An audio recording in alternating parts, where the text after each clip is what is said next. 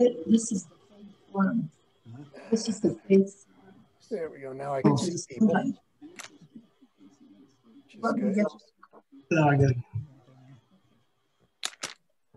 All right. Just a reminder, sort of our schedule for the day. We're not going to go through and check in and see what everybody's hopes for Lent are this time. Did that last time. So would somebody open us with this prayer? Be still and know that I am God. Be still and know that I am.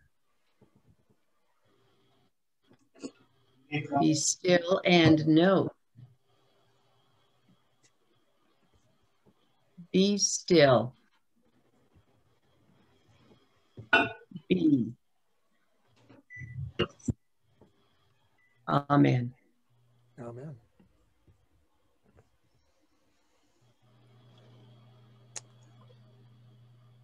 Let's take a moment and remind ourselves of some good guidelines for listening.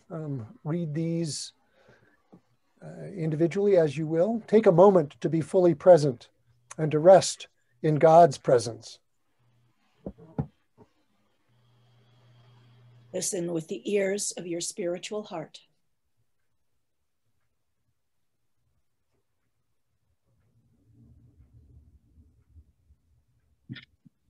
Value silence and pauses between people speaking. Allowing a pause allows us to hear what has been said as well as what has not been said.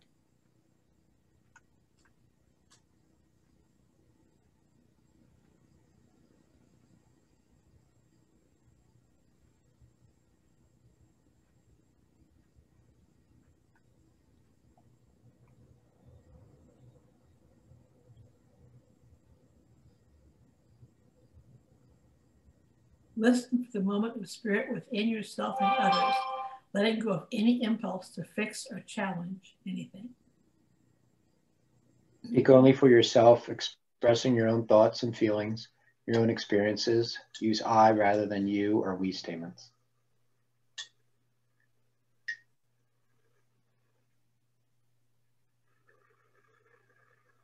If you have spoken, wait until someone else in the group has had a chance to speak.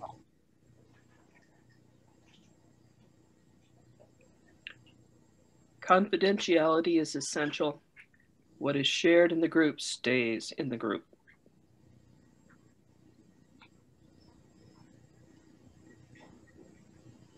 So here's the reflection for today. Some of you may have already seen this, depending on your practices, but let's again read this one by one, paragraph to paragraph. Somebody can read Peter, and then read the paragraph, but you know, it's just. Peter. Let me be honest here. In some ways, in many ways, I find myself in the same boat as Peter, wanting to deny the difficult, the scary aspects of discipleship. Peter was just being honest. He didn't fully connect the dots. Yes, he truly and deeply believed that Jesus was the Messiah, but his definition was pulled from human sources. His definition was one that was fashioned by the world in which he lived, not the one Jesus was revealing. His thinking was based on another model for messiahship, not Jesus's model. A Messiah who suffers, a Messiah who is rejected, a Messiah who is killed. These were not a part of Peter's idea of the Messiah. Peter's rebuking of Jesus reflects this. Peter's rebuking reflects his shock and his fear.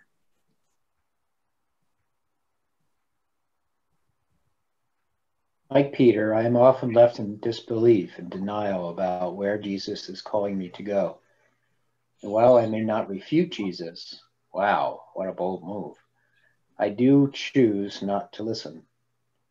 Or maybe it is that I choose to listen. not to my heart and soul, but to my desire and fears. Their messages are clear. They tell me to turn my eyes away from injustice, to ignore the pain of others, to worry about me or mine. Their messages tell me that the material is the measure of worth. Their messages run counter to my baptismal promises. To seek and serve Christ in all, to love my neighbor and myself, to strive for justice and peace, and to respect the dignity of everyone. The messages from my baptism are dangerous, while the former are safe and comfortable.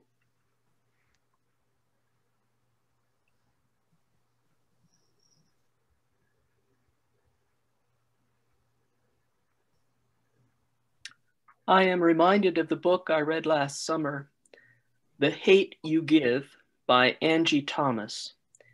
It is about a young Black girl, Star Carter, who, after witnessing a great injustice, is forced into making decisions between what is right and what is easy and comfortable.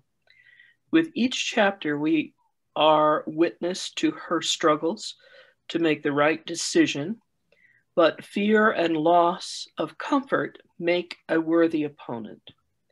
While her decision did not ultimately shield her from danger and discomfort, it freed her to live the life she was being called into. It freed her to truly live. Both Star and Peter remind me that listening to and following Jesus, also known as discipleship, will often take us to places and situations that aren't comfortable. Following Jesus often involves moving against the grain of the world around us. But following Jesus, discipleship, always leads to new life. Before we move on, I'd just like to see if there are any reflections or reactions or comments about this particular reflection.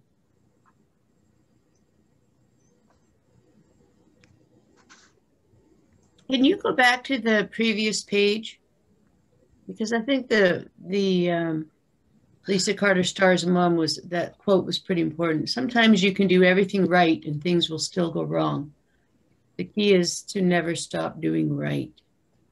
I think that sometimes we get an idea as Christians that if we do everything right, everything will go our way.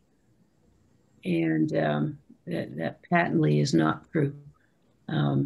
But I think it's an important piece of this reflection.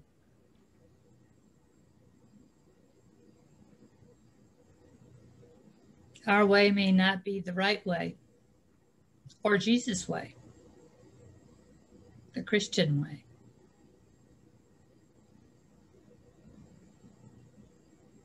I like the last sentence. Mark? I was just saying I like the last sentence. The messages from my baptism are dangerous. Yeah.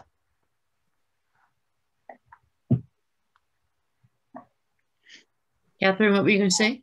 I was just saying that, bad born agains, tying it into today's sermon, Yeah. It isn't entirely what we do that determines our merit. It's you can't just do so many good deeds and say, okay, home free. It's Right. Punch card. Yeah. All right, well, let's go into the theme for the week here, reflected in the opening prayer. Again, somebody take us off.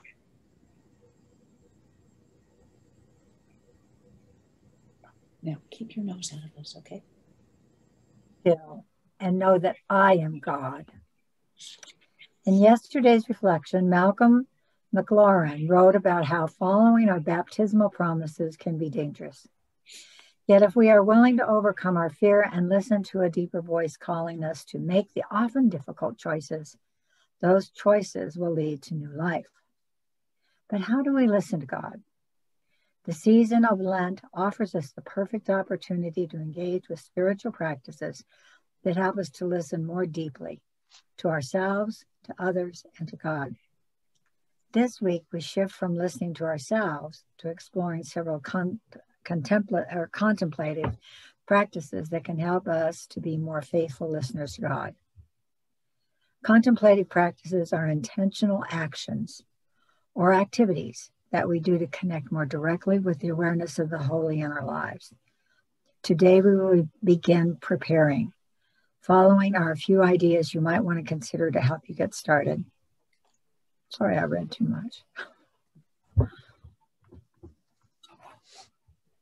Create a designated space in your home for reading, reflection, practice, and prayer.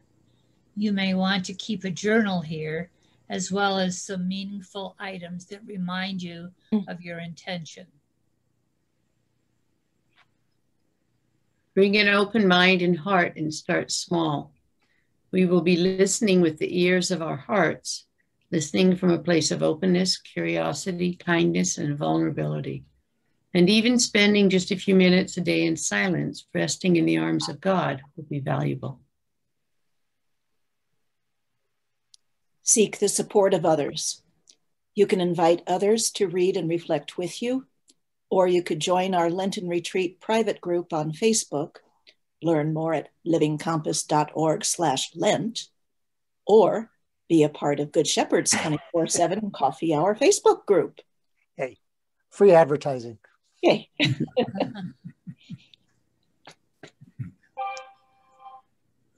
So I'm going to break us up into groups. We've got quite a bit of time to sort of work on these three questions. Have you had, or do you currently have, a regular spiritual practice?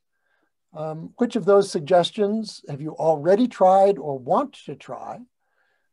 How might you re-engage or deepen that practice? So let me break us up here.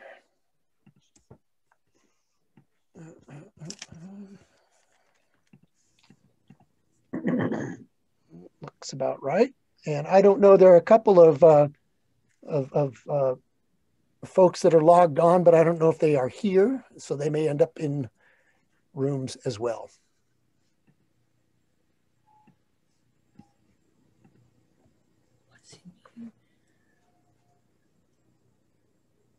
Oh, there's Jeff. Hey, Jeff.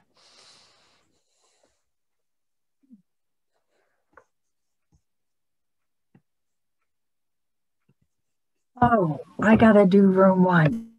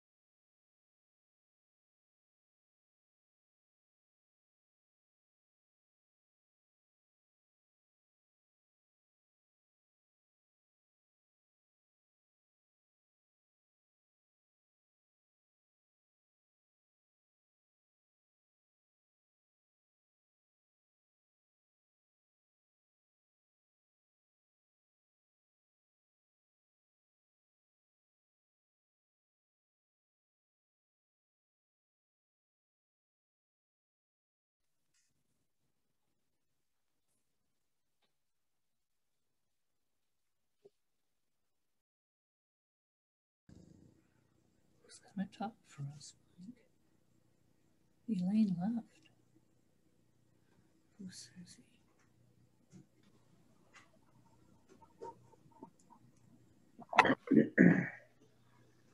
Okay, there's Mark.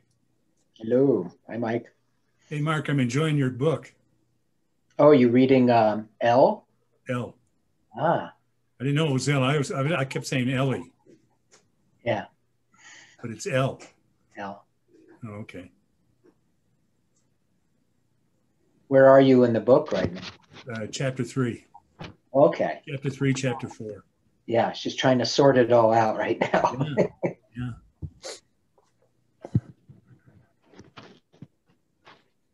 Yeah, there's Mary. Mary was a beta reader for the book. Thank you very much for your help. Oh, well, have you got another one yet? Do I? No, I've kind of run into a problem personally. My daughter died, and I just haven't written for ever since December. So I'm slowly crawling back into it again. I'm sorry. Yeah, me too. Catherine, have you been able to rejoin us? I see your screen name here, but she had some technical difficulties. Well, what I wanted to find out in terms of bringing us back together is what arose in your groups about contemplative practices.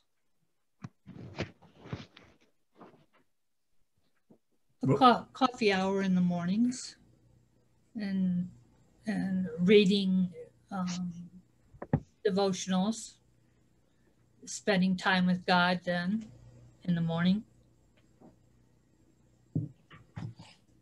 Yeah, and we reflected, it was interesting. Elaine's daughter has become a pagan. So she's reading on paganism. And what she found was about 70% of it is very similar in practices and in beliefs of Christianity. Instead of shunning it or saying, oh, paganism, you're going to hell. She's educating herself.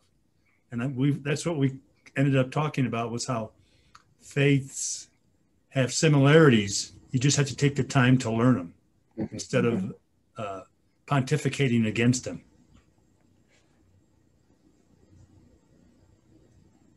Good recap, Mike. Yeah, I've been a part of a number of interfaith groups, and when somebody else from a very, very different tradition, and I'm not talking about Methodists, although they're pretty different, when somebody from a very, very different tradition is in charge of either our gathering ritual or even a prayer, how different but how similar the themes are, even though the words may be different, or the so yeah, you're absolutely right. And learning is so critical, rather than just sort of saying, oh well, paganism. Well, we're watching this TV series, and it has to do with Hasidic Jews, and it shows a wedding which has beautiful ceremony and beautiful traditions, and they show that, but then they show the weaknesses of them, of which the woman gives up most of her rights.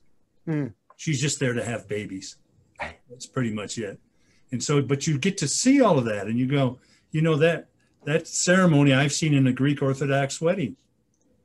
So you see similarities instead of just judging them. Well, they have that funny hair and they read the Bible and sway.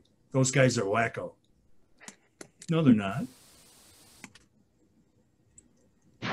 David danced in front of the temple. And for those of us who were raised in churches where dancing was an evil, I always liked that part because it proved that those Presbyterians were wrong. David danced. That or his queen was right. Yeah. Well, that may be, but I'm not sure I'm to that point. But he danced in front of the temple, and God wasn't unhappy about it. Yeah, David I stripped love down about to the his Mormon kids. They David could do stripped down to his dances and- skivvies and paraded all the way to the temple, That's right. Yeah. dancing. Yeah. So none of them grew up under Puritans. That's the issue. that's exactly right. Yeah.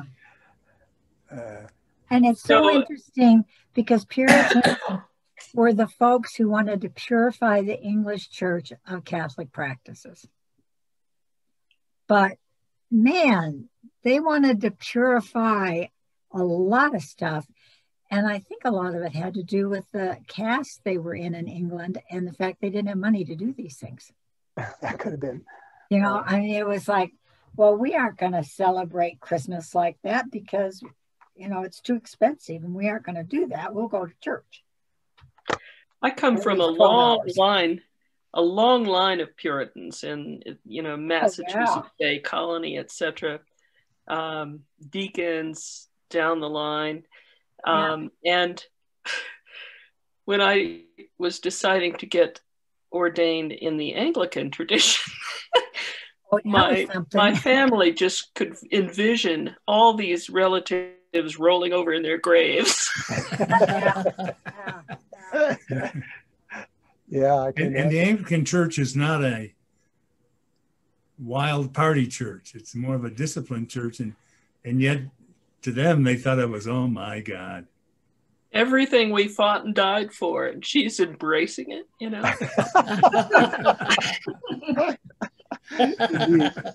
Indeed. I'm going to go back to share screen just so that we've got the closing stuff up there. So I just wanted to alert you that that's what I'm doing, since I had to stop sharing for another reason. So.